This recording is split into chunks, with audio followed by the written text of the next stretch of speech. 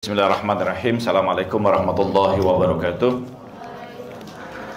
Alhamdulillahirrabbilalamin. Wassalatu wassalamu ala asyrafil anbiya wal mursalin Sayyidina wa habibina wa syafi'i qulubina wa maulana bil qasim Muhammad. Allahumma salli wa sallim wa barik ala Sayyidina Muhammad wa ala Sayyidina Muhammad wa ala ahli bait thayyibin tahirin wa ashabil ajma'in al muntajibin, yang tentu saja sangat saya hormati dan muliakan Profesor Dr. Rizan, senior saya dan juga Dekan Fakultas Usuluddin, dan juga beliau sebagai Dewan Penasehat dari ASAFI, Asosiasi Akidah dan Filsafat Islam. Beliau tanya ini kenapa kemudian diberikan nama, tadinya AAFI, tapi kemudian ketika kita mengurus akte notaris dari Kemenkumham, mereka memberikan rekomendasi untuk dirubah menjadi ASAFI, karena AAFI itu sudah ada yang menggunakan Asosiasi Futsal. Wah, kita terpaksa ASAFI. Tapi beliau ini dari kata asafa, kasihan. Ya memang Asosiasi Akidah Filsafat itu patut dikasihani dibandingkan asosiasi prodi yang lain, gitu ya. Itu yang sudah jauh lebih maju, gitu. Tapi alhamdulillah sih. Jadi kita sudah dikenal dan juga punya jaringan internasional saat ini, ASAFI. Kemudian juga kita mungkin satu-satunya konferensi internasional kita selenggarakan di DPR MPR RI, konferensi filsafat Islam. Nah, belum ada yang lain. Bukan karena filsafatnya sih kita sediakan di sana, tapi karena negosiasinya. Yang kedua juga di sini sebenarnya bukan tamu saya. Saya ini produk di sini. Jadi sebagian besar kalau kita produk di sini itu S1-nya di dulu YN Raden Fatah. Jadi sebenarnya saya dianggap pribumi di sini.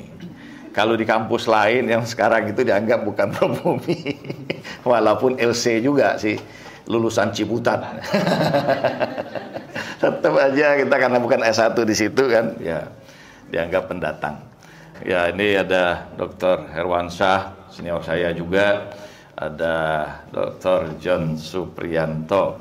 Saya ingat dulu mengorientasi beliau waktu baru masuk sebagai mahasiswa. Dulu pertama kali kalau salah prodi IAT ya, Ilmu Al-Quran dan Tafsir. Dan juga Bapak Dr. Jamhari dan Dr. Yulian. Pembicaraan kita, saya akan langsung saja mungkin nanti kita diskusikan.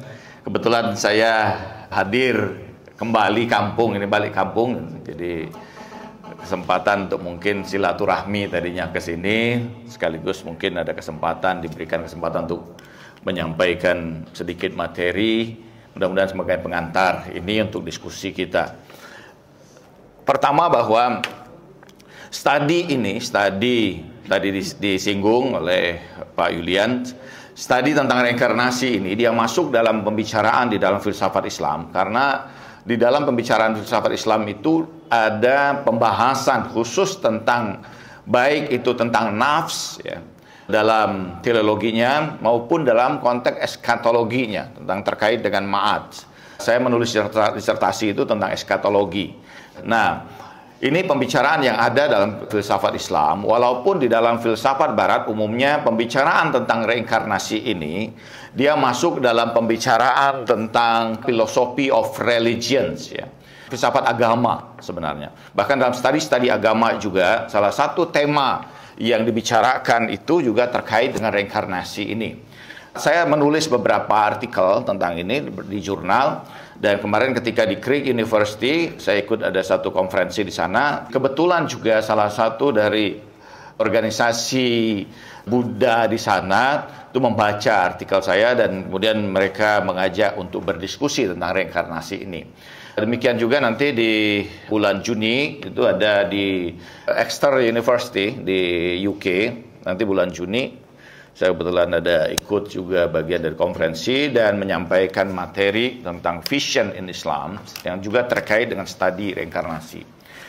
Nah, di dalam istilah bahasa Arab sebenarnya atau dalam filsafat Islam dikenal dengan istilah at-tanasukh ya. Istilah reinkarnasi ini dalam istilah filsafat Islam atau dalam bahasa Arab dengan istilah at-tanasukh.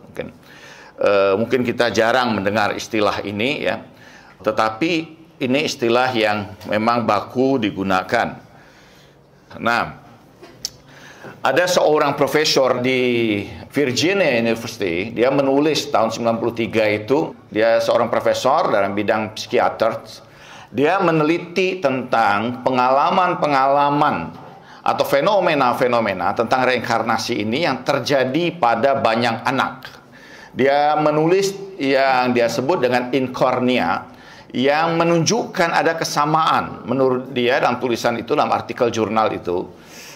Profesor Stephenson ini menunjukkan bahwa anak yang lahir dalam keadaan sebagian besar itu dalam keadaan cacat ya, yang umumnya anak-anak yang kemudian memiliki fenomena reinkarnasi itu, mereka lahir dalam keadaan memiliki cacat di beberapa bagian tubuh, terutama di telinga. Ada kesamaan seperti itu dalam penelitian dirinya.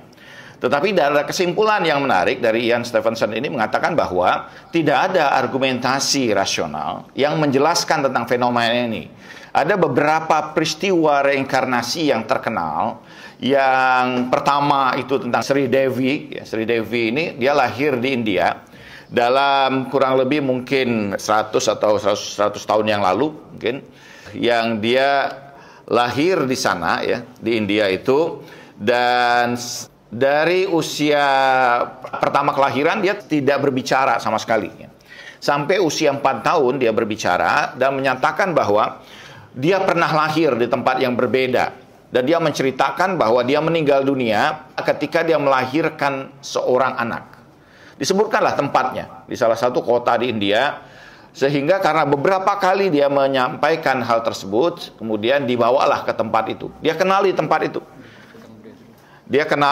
itu. Dia tahu kemudian apa yang terjadi di daerah itu dan beragam peristiwa, bahkan mantan suaminya ini atau suaminya yang dahulu itu menyamar sebagai seorang yang berbeda, tapi Sri Devi ini kemudian mengenali suaminya dulu, bahkan menceritakan tentang suaminya ini.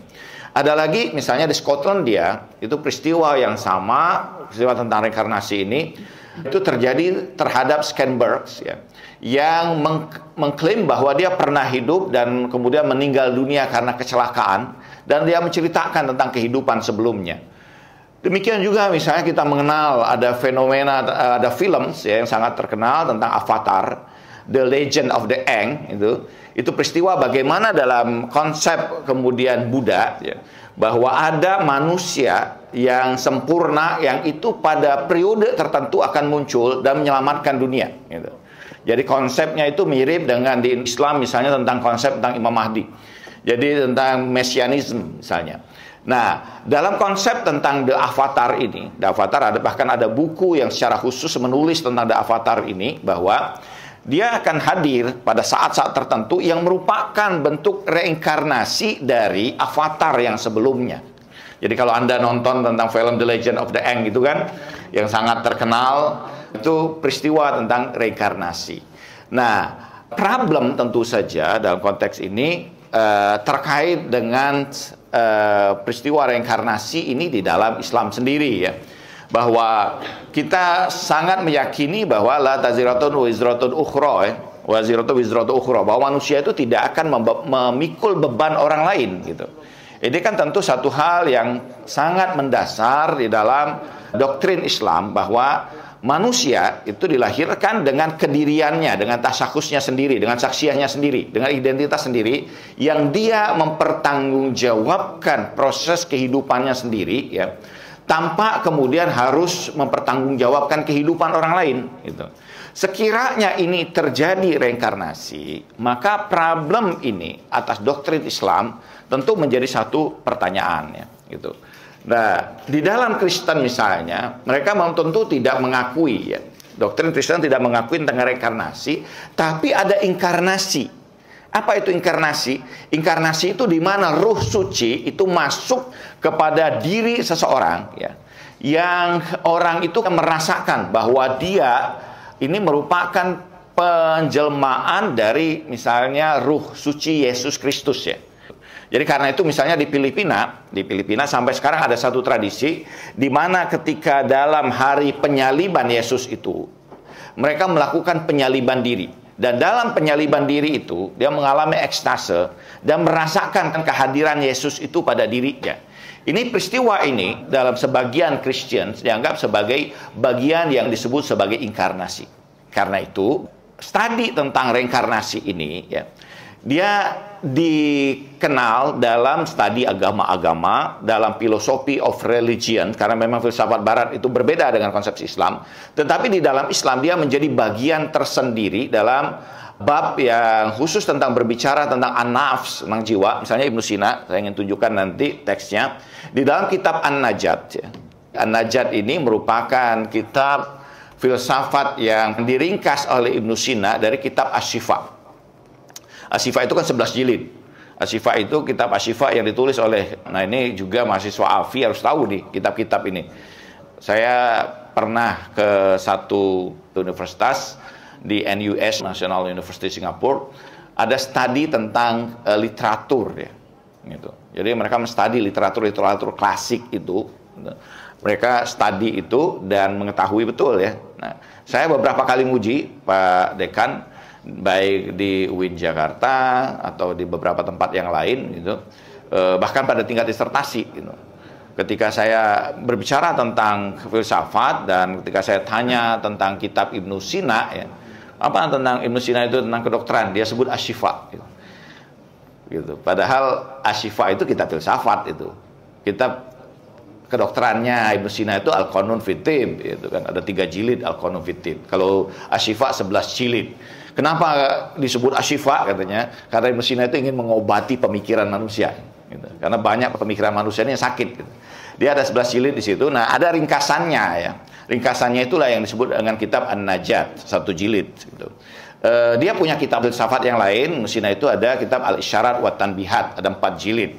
Dulu saya studi tentang kitab itu cukup panjang. Nah, di dalam An-Najat ini pada pembicaraan tentang an-nafs itu ada bagian di dalam pembahasan itu bab tentang at-tanasukh, butlanu tanasukh gitu. Di dalam istilah Latin sebenarnya ada beberapa istilah yang digunakan terkait dengan reinkarnasi ini.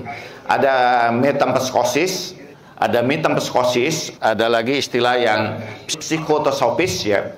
Istilah-istilah Latin yang menyebutkan bahwa istilah reinkarnasi ini sendiri. Jadi istilah reinkarnasi ini dia tidak murni, sebenarnya sudah jauh ya, sebelum Islam, pra-Islam atau bahkan sebelum Masehi ini sudah berkembang sebenarnya. Sebagian menunjukkan itu kepada seorang filosof India yang bernama Jainis. Teori reinkarnasi ini pada awal sebagian meragukan bahwa teori reinkarnasi ini berasal dari Buddha ya. Tapi sebagian menyebutkan bahwa karena didapati beberapa teks kuno yang itu merujuk kepada filosof India yang namanya Jainis gitu. Tetapi bahwa pada agama-agama India misalnya, baik itu Buddha, Hindu ataupun Sikh, semua pada doktrin mereka meyakini adanya apa yang disebut sebagai reinkarnasi ini ya. Bahkan kadang-kadang pada beberapa tradisi kebudayaan juga kita temukan di Palembang misalnya. Kalau kita ke lapangan bola kaki pelaju itu, apa namanya, Patra Jaya, di situ kan banyak monyet-monyet, gitu. Itu katanya monyet itu reinkarnasi. Gitu. Jadi di situ ada kuburan dan itu penjaga pasukan atau pasukan yang dahulu bersama dengan seorang pangeran yang dikuburkan di situ, dan kemudian penjaga-penjaga inilah yang kemudian bereinkarnasi menjadi monyet ini. Dan luar biasanya monyetnya hobi bola juga gitu. Dulu saya ingat kalau nonton bola di Patra Jaya itu monyet ngikuti juga gitu. Jadi kalau gol dia teriak-teriak juga. Nah, ini di teks ini misalnya, ini teks An-Najat Ibnu Sina. Ibnu Sina jelas-jelas menolak ya fi butlanil qaulid bitanasukh. Dia menolak tentang pandangan reinkarnasi ini. Gitu.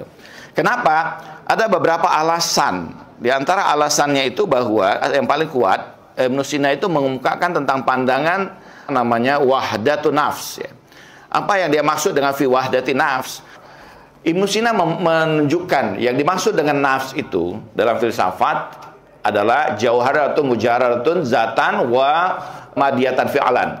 Jadi substansi yang bersifat non materi, yang dalam zatnya itu dia non materi, tapi dalam aktivitasnya dia bersifat material. Gitu. Jadi kita ini punya nafs. Apa bukti ini? Kan kalau kita balik ke belakang lagi sedikit tentang pembuktian jiwa, kita melihat bahwa di antara bukti-bukti yang dikemukakan oleh para filosof Muslim itu beberapa bukti sederhana bahwa ada beragam objek yang kita saksikan secara khariji, secara eksternal. Dan kita melihat bahwa objek-objek ini ada yang tidak menimbulkan efek ya, atau padanya tidak ada efek, mau dilakukan tindakan apapun pada dia tidak punya efek apapun. Tetapi ada objek material yang dia tumbuh, kemudian membesar, menghasilkan kemudian buah atau daun dan berkembang. Ada yang bahkan bergerak dengan keinginan, mutaharikun bil iroda. Ada yang bahkan lebih dari itu pada diri manusia. Menunjukkan bahwa apa? Ada unsur yang kemudian berbeda. Kalau unsur yang membedakan ini sama-sama sifatnya material, sifatnya materi, maka seluruh materi akan mengeluarkan efek yang sama. Gitu. Terbukti bahwa ada materi yang sama sekali dia tidak punya efek pada dirinya, tapi ada materi yang kemudian ada efek yang luar biasa, terutama pada diri manusia, gitu kan. Nah, sumber efek ini dalam Ibnu Sina membuktikan bahwa dia sebut itu sebagai kamalul ula, kesempurnaan yang pertama, yang merupakan, ini pandangan Ibnu Sina mengatakan bahwa apa? Bahwa itu insijam, ke seluruh unsur itu kemudian dia menyatu menjadi satu kesatuan dan menjadi sempurna, maka dia menjadi nafs itu. Terutama nafsul jiwa manusia itu adalah bentuk kesempurnaan dari keseluruhan unsur yang ada di alam semesta ini, ya. Dan dia menghasilkan beragam efek itu. Jadi an-nafs kata Ibnu Sina mansyaun likulil athar. Dia sumber dari seluruh efek yang terjadi pada diri manusia. Jadi seluruh efek yang muncul pada diri manusia ini, sumber utamanya adalah nafs ini, jiwa ini. Dan dia dalam pembuktian para filosof Muslim, baik mulai dari Farabi, Ibnu Sina, Suhrawardi, sampai kepada Mullah Sadra, bahwa jiwa ini bersifat non materi. Gitu. Dia menjadi sumber utama pada diri manusia. Gitu. Nah, Ibnu Sina memandang apa? Ini fi wahdatin nafs. Bahwa jiwa ini tunggal, dia satu kesatuan dengan diri manusia. Gitu.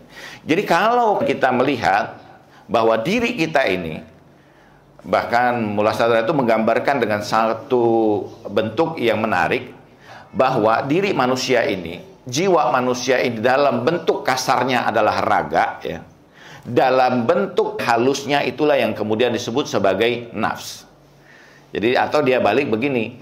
Jiwa dalam bentuk kasar disebut raga, raga dalam bentuk halus disebut dengan nafs. Dia ada kesatuan di situ, ketunggalan antara raga dengan nafs ini. Walaupun dia berkembang, ya, masing-masing mengalami proses perkembangan itu. Karena itu bahwa diri manusia ini dia satu kesatuan. Seperti yang pada bab ini fi wahdatin nafs, sehingga tidak memungkinkan di dalam diri manusia ada ruang bagi jiwa yang lain. Jadi jiwa manusia itu ada satu kesatuan. Dia tidak mungkin ada jiwa yang lain pada dirinya, gitu. Karena dia merupakan satu kesatuan.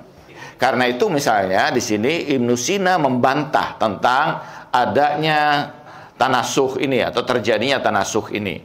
Dia membantah dengan satu dasar tentang wahdatun nafs, tapi pada bagian lain kita akan bicarakan dalam konteks yang lebih dalam, ya. Itu pengantar sekilas tentang terkait Ibnu Sina. Apa yang disebut dengan reinkarnasi dalam istilah bahasa Arab itu intiqalun nafs minal badan ila badanil ukhra. Perpindahan jiwa dari satu raga pada raga yang lain. Gitu. Umumnya definisi yang menggambarkan tentang apa yang dimaksud dengan reinkarnasi. Ya. Di sini ada metempsychosis, metensomatis, palinesis, itu istilah-istilah yang kemudian dikenal, ya. Bahkan di Yunani ada filosof ya, di Yunani misalnya jejak reinkarnasi ini dicari di dalam filsafat Yunani, ditemukan pada di sini ada pada Parasites ya. Parasites itu kalau di India dikenal dengan ada nama Jainis, kalau di Yunani ada nama Parasites itu.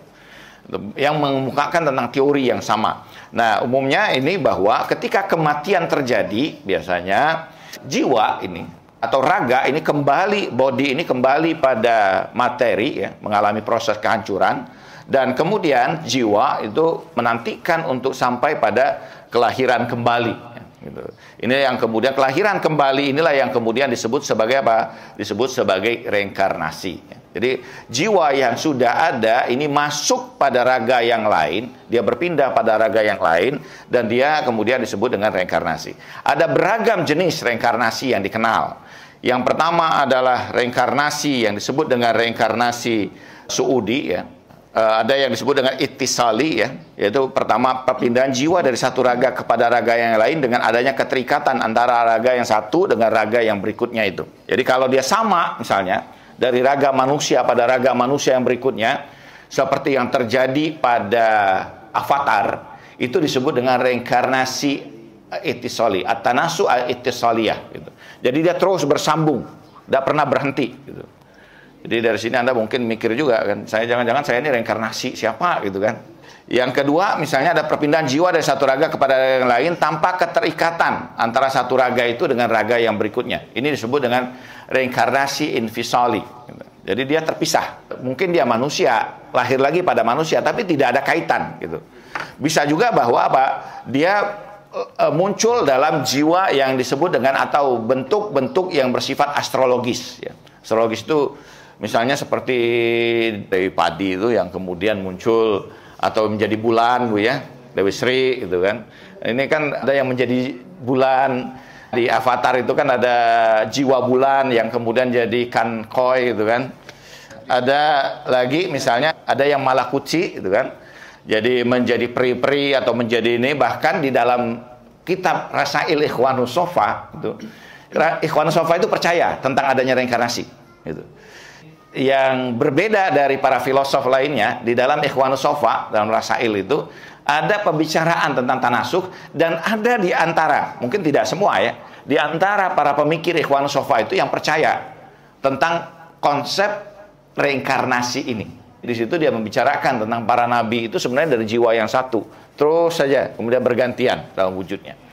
Kemudian yang kelima, kalau yang berikutnya itu lebih mulia dari yang pertama, maka disebut dengan reinkarnasi naik ya, suudi. Ada lagi yang kemudian dia reinkarnasi, dia sudah manusia tapi kemudian terlahir kembali dalam wujud-wujud binatang misalnya. Ini nuzuli namanya, dia turun gitu. Kebanyakan misalnya ini dalam Hindu ataupun Buddha misalnya, atau misalnya di India itu kan sapi itu hewan yang disucikan. Kenapa? Karena dianggap ini bagian dari reinkarnasi. Sebagian tempat misalnya di India itu menyucikan monyet.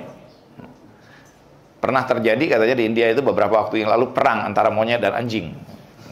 Karena anjing pernah memakan anak monyet.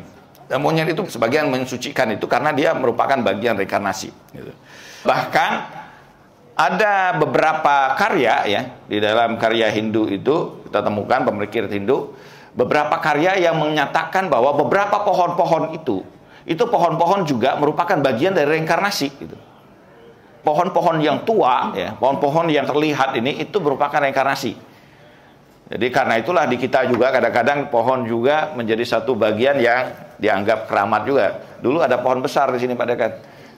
Sebutin itu. Nggak tahu masih ada nggak? Udah ada.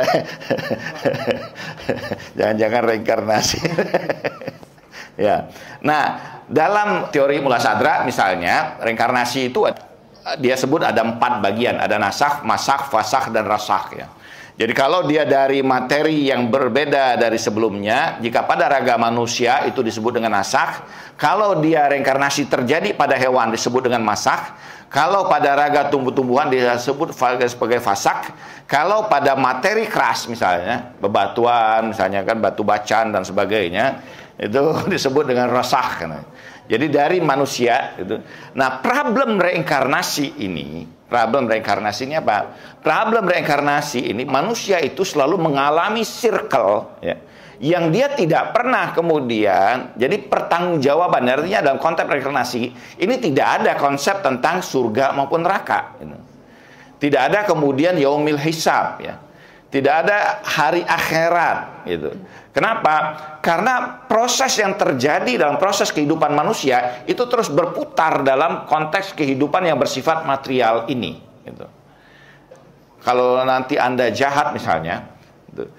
Saya tahu di sini ada gambar, saya lupa juga ya, di bagian tertentu di ini saya ada gambar yang menarik sih.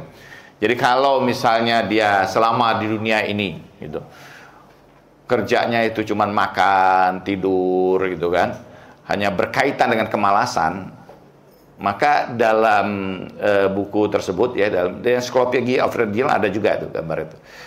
Dia kemungkinan besar itu akan dibangkitkan berikutnya, akan muncul dalam bentuk sebagai babi. Jadi babi itu reinkarnasi para pemalas. Nah, ini sudah semester 9, belum lulus-lulus juga skripsinya belum. Ini Pak Kaprodi manggil-manggil gitu kan. Ayo apa lagi ini? Tradisi. Ini Pak Dekan pasti ngeluarin bilang, sudah lulus-lulus si Bella gitu. Pokoknya ada tulisan. Ya Allah, ini kasihan jadi Kaprodi. Padahal itu dituntut dalam akreditasi, tidak boleh nih. Masih harus selesai tepat waktu. Kalau kerjanya itu selama dalam kehidupan di dunia gitu, suka banyak melakukan tipu daya gitu, maka dia bangkit dalam kehidupan berikutnya. Di situ di Encyclopedia of Religion itu ditulis itu apa, dalam bentuk wujud monyet.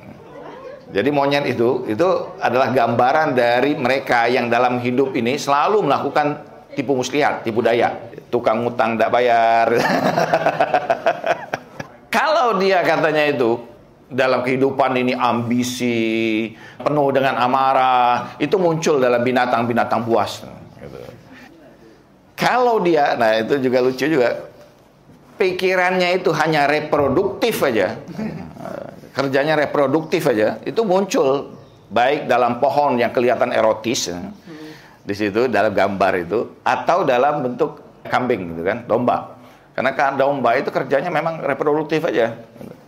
Sudah nak di malam korban pun masih aja gitu. Nah ini itu gambaran tentang kemudian proses reinkarnasi ini. Tetapi di dalam Islam kita menjadi problem ya. Penerimaan tentang reinkarnasi menunjukkan pertama bahwa identitas manusia ini menjadi persoalan, bahwa diri manusia itu kan, diri manusia ini dia bisa kemudian mengelak dari tindakan itu kalau kemudian terjadi proses apa yang disebut dengan reinkarnasi.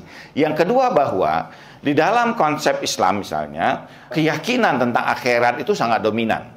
Jadi kalau kita lihat misalnya baik dalam Al-Quran atau hadis itu kan selalu yu'minuna billah wal yaumil akhir. Jadi doktrin tentang hari akhirat ini menjadi doktrin kedua ya, setelah keimanan kepada Tuhan. Dan itu sangat dominan. Innallazina hadu wa nasara wa sabiina man amana billahi wal yaumil akhir. Misalnya dalam Al-Quran kan ada banyak ayat-ayat yang begitu dalam Al-Quran maupun dalam hadis. Man amana billahi wal yaumil akhir falyukrim doifah, gitu kan. Nah, itu hadis yang kita semester 1 hafal.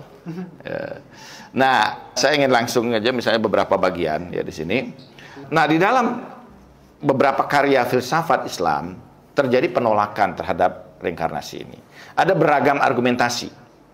Di antara argumentasi utama misalnya begini, ada kaidah di dalam kaidah mantik itu, dalam kaidah mantik itu bahwa ad-diddan la yajtami'an, bahwa dua hal yang bertentangan kontradiksi itu tidak mungkin bersatu gitu. Ini ada kaidah dalam logika, dalam ilmu mantik, ad-diddan atau an-naqidain la yajtami'an itu kan. Jadi ada an-naqidain, ada ad-diddan. Naqidain itu dalam logika misalnya antara ada dan tidak ada. Tapi ad-diddan ini bisa jadi antara atas dan bawah. Dia mungkin bersatu tapi berbeda dimensi gitu. Tapi tidak mungkin ini walaupun kita berada di atas, pada dimensi yang sama dia atas sekaligus bawah. Itu satu hal yang mustahil. Ini bawah bagi kita yang berada pada dimensi di sini dan atas bagi mereka yang di bawah gitu. Jadi tidak bersatu dalam dimensi yang sama. Ini kaidah dalam ilmu mantik. Nah, dalam konteks ini kalau terjadi reinkarnasi, satu argumentasinya apa yang ditolak oleh para filosof ini, bahwa ini terjadi apa yang disebut dengan ad-diddan yajtami'an. Ya, dua hal yang bertentangan menjadi satu kesatuan. Bagaimana bisa? Pertama, kalau seseorang itu sudah meninggal dunia, dia usia 70 tahun. Berarti bahwa apa? Dia sudah memiliki aktualitas kesempurnaan sampai pada usia 70 tahun. Sudah banyak hal terjadi pada dirinya usia 70 tahun ini. Gitu.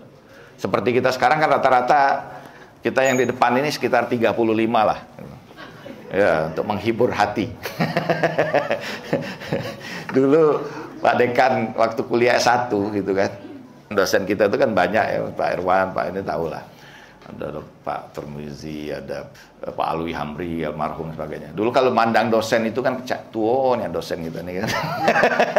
Sekarang giliran kita jadi dosen. Jangan-jangan pikiran mahasiswa sama juga. Walaupun kita masih berasa muda, we. Nah, ini kan pada saat yang sama dia 70 tahun misalnya, meninggal dunia. Artinya sudah teraktualisasi usia 70 tahun ini. Sudah banyak hal, pengetahuannya, pengalaman kehidupannya, dan beragam hal kesempurnaan lainnya, ilmunya misalnya, pada usia 70 tahun ini. Ketika dia lahir lagi pada usia 0 tahun, gitu, maka kalau dia usia 0 tahun, ini masih usia yang disebut dengan usia potensialitas, potensi. Kalau usia 70 tahun, ini disebut dengan aktualitas. Dia sudah teraktual. Ini potensial. Pada saat yang sama, ketika dia mengalami reinkarnasi kembali setelah 70 tahun, pada tingkat 0 tahun, maka di situ terjadi kesatuan antara aktualitas dan potensialitas. Dan ini ad-diddan yajtami'an. Dia dua hal yang bertentangan menjadi kemudian apa? Bersatu pada saat yang sama. Dan ini satu hal yang mustahil, muhal, kata para filosof. Ini satu hal yang mustahil. Dia saat yang sama potensialitas, tapi pada saat yang sama aktualitas. Kalau kemudian dia menjadi jiwa yang lain yang masuk ke dalam diri manusia, bagi Ibnu Sina, karena Ibnu Sina misalnya membuktikan tentang wahdatun nafs, ketunggalan nafs pada diri manusia, ini mustahil juga di tempat yang mana jiwa kedua ini. Ini satu hal yang mustahil. Apa manfaatnya jiwa yang kedua pada diri ini? Tidak mungkin juga gitu. Sementara diri kita, identitas kita ini adalah pada jiwa kita, pada nafs kita ini masing-masing.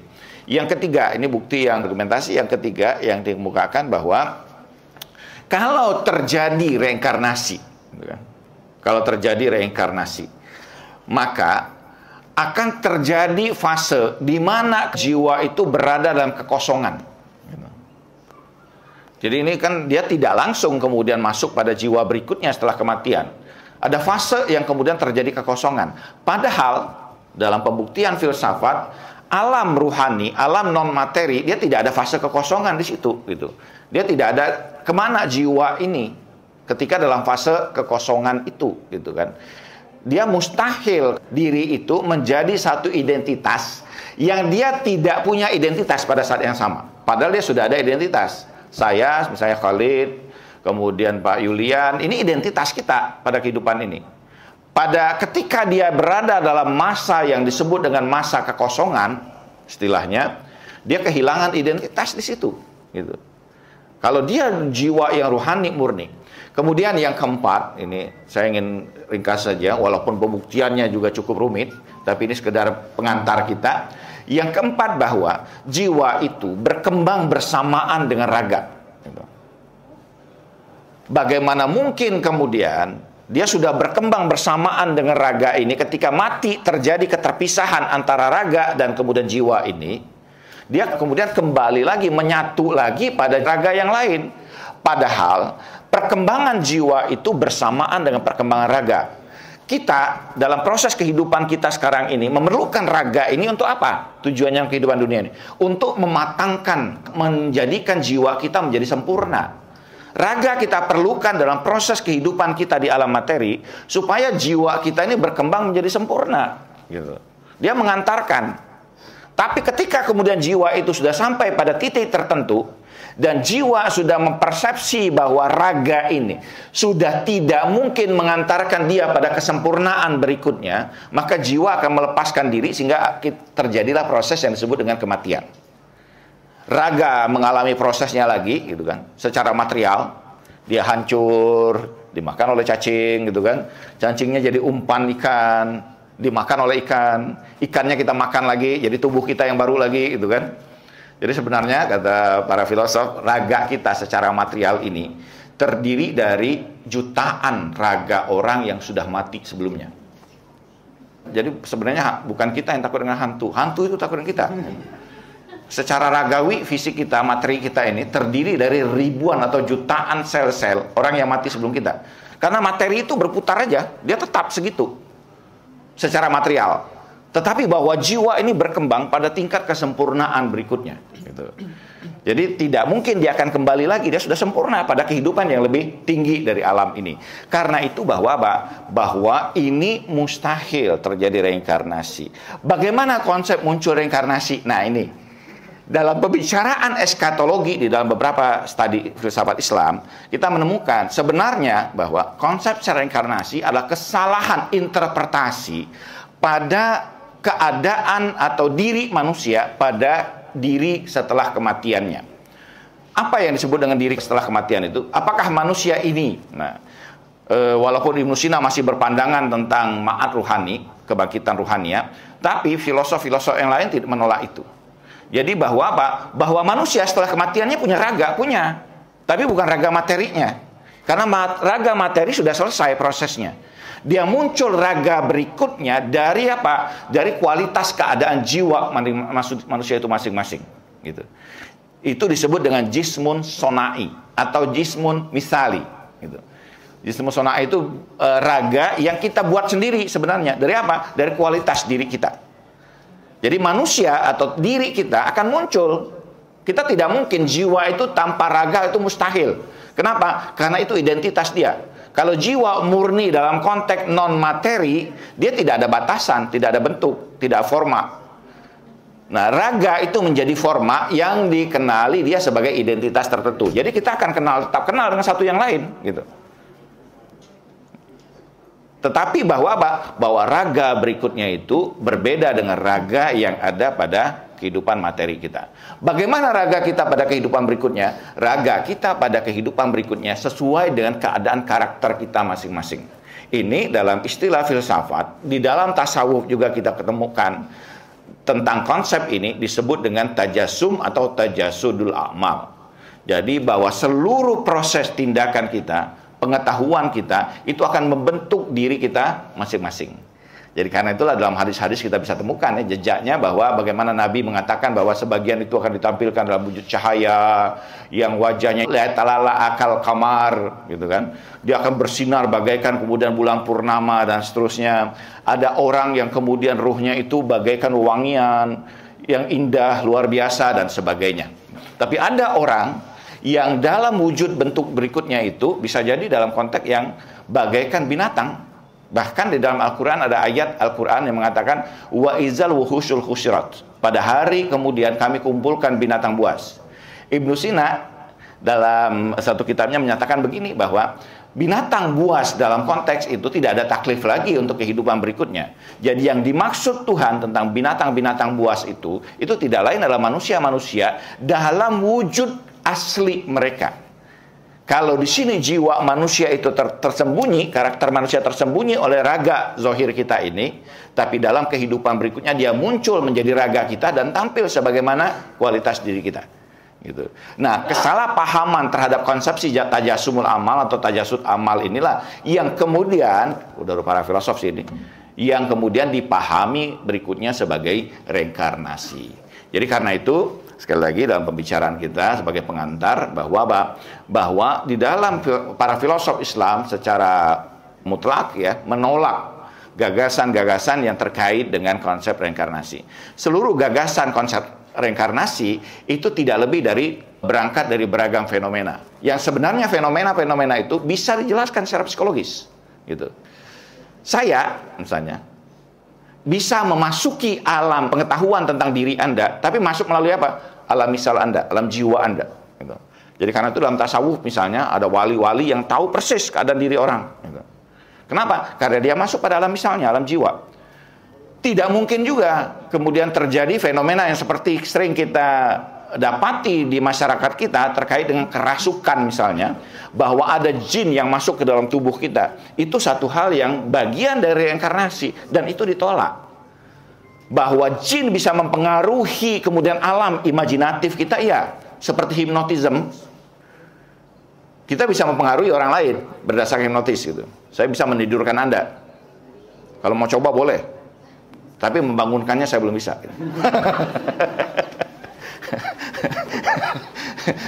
Ya, hipnotis itu mempengaruhi bahwa jiwa yang kuat itu dalam istilah bahasa ini disebut dengan seher.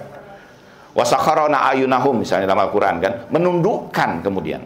Bagaimana jiwa yang kuat itu bisa menundukkan jiwa yang lebih lemah. Bagaimana mempengaruhi kemudian pikiran orang masuk pada alam misalnya.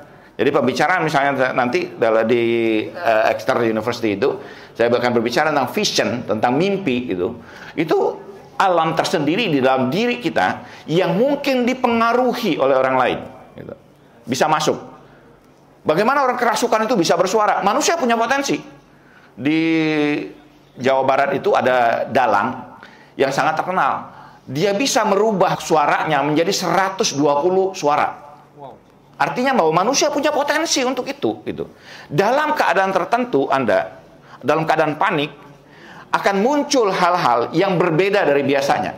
Saya ketika kecil itu tinggal di Kapten Arifai dulu, di lorong sekolah di situ. Terjadi kebakaran di lorong Budi, besar kebakaran. Saya masih kecil, masih kelas 2 SD atau kelas 3 SD waktu itu. Saya lihat betul ada perempuan yang menggotong kulkas. Ya, kebakaran. Orang dalam keadaan panik tertentu itu keluar potensi-potensi yang dia tidak pernah bayangkan sebelumnya, itu tidak muncul dalam keadaan sadar. Artinya bahwa potensi, ya, jadi bebet ya, dikejar anjing, Pak. Itu bisa melompat gitu. Gitu kan? Walaupun saya diajarin waktu kecil itu diajarin anjing, kalau dikejar anjing jangan lari, duduk, baca doa apa, sumum bukmum uyum fahum la yarjiun gitu kan. Nah, jadi waktu SMA saya dimarahin guru saya bacain sumum bukmum, tambah marah dia. Oh, pikir anjing. Berarti pas ujian. Kadang-kadang mahasiswa pas ujian saya tanya dulu, Pak Dekan, kamu sudah baca doa apa tadi? Ya. Nah, ini artinya bahwa manusia ini ternyata punya potensi yang belum tergali secara luar biasa. Yang kadang kita tidak mau mendekati secara saintifik atau melakukan elaborasi terhadap potensialitas manusia yang lebih luar biasa itu, sehingga kita dengan mudah mengatakan bahwa oh itu kerasukan misalnya kan, untuk memudahkan pikiran kita. Oh itu dipengaruhi oleh jin misalnya kan, bisa dipengaruhi oleh jin, bisa. Jangankan jin, kita pun bisa mempengaruhi orang lain. Bahkan jin pun bisa kita pengaruhi sebenarnya, gitu kan? Karena jin itu dalam kualitas eksistensial dia jauh lebih rendah dari diri kita, gitu. Nah, tetapi karena itu bahwa kita masih belum mengelaborasi sebenarnya beragam potensialitas yang ada pada diri manusia ini, sehingga dengan mudah kita mengatakan bahwa oh itu reinkarnasi gitu kan. Teori déjà vu misalnya ya, sebenarnya bisa dijelaskan melalui penggunaan pendekatan alam misal atau pendekatan alam imajinatif yang ada pada diri manusia. Karena itu sekali lagi sebagai kesimpulan bahwa para filosof muslim menolak gagasan reinkarnasi ini karena dia tidak mungkin secara rasional, dan fenomena-fenomena yang terjadi dalam konteks apa yang disebut reinkarnasi itu ternyata mampu dijelaskan berdasarkan kemudian kualitas dan potensialitas yang ada pada diri manusia. Terima kasih. Assalamualaikum warahmatullahi wabarakatuh.